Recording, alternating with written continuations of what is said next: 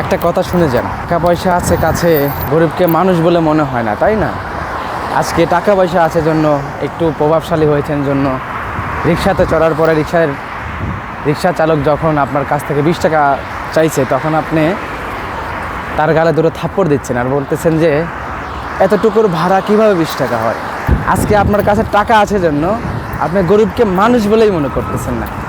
আজকে দুনিয়াতে আপনি তার সঙ্গে ভেদাভেদ করছেন, মানে তাকে আপনার পদতলে রাখতেছেন, মানে পার নিচে রাখতেছেন, আর আপনি সবসময় তার মাথায় থাকতেছেন। কিন্তু ভাইজান, কোনো লাভ নাই, কোনো লাভ নাই। আপনাকে যে মাটির নিচে যাইতে হবে, ওই রিক্সা চালককে সেই মাটির নিচেই যাইতে হবে, সে আপনি যে ধর্মেরই হন না কেন। ইসলাম ধর্মে যখন আপনার প্রবেশ, তখন আপনাকে ধনী গরিব সবাই সমান, আপনার কাছে সবাই সমান হতে হবে। আপনার কাছে অঢেল টাকা আছে, তার মানে মহান আল্লাহ তাআলা আপনাকে টাকা দিয়ে পরীক্ষা করতেছে, যাতে আপনি গরিবের হক দিতে পারেন। গরিবের যে হক, আপনার কাছে গরিবের হক আছে, সেই হকটা আপনি দিতে পারেন।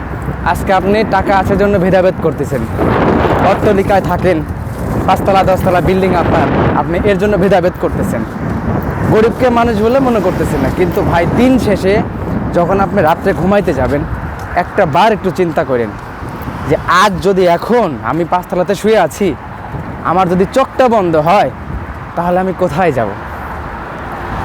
আপনাকে সোজা 5 তলা থেকে সোজা নিচে নামানো হবে, নিচে নামানোর পরে আপনাকে সেই মাটির ঘুরঘুরে অন্ধকার কবরে রেখে আসা হবে। সেম রিক্সা চালককেও সেখানেই রাখবে। তো কিসের এত অহংকার ভাই? কোনো অহংকার নাই, কোনো অহংকার করার কোনো দরকার নাই। মৃত্যুকে একবার শুধু প্রতি রাতে ঘুমানোর আগে স্মরণ করেন, দেখবেন আপনি আপনিই আপনার মনকে বুঝতে পারবেন যে আসলে দুনিয়াটা কিছুই না, দুনিয়াটা আসলে একটা লোভনীয় মায়াজাল।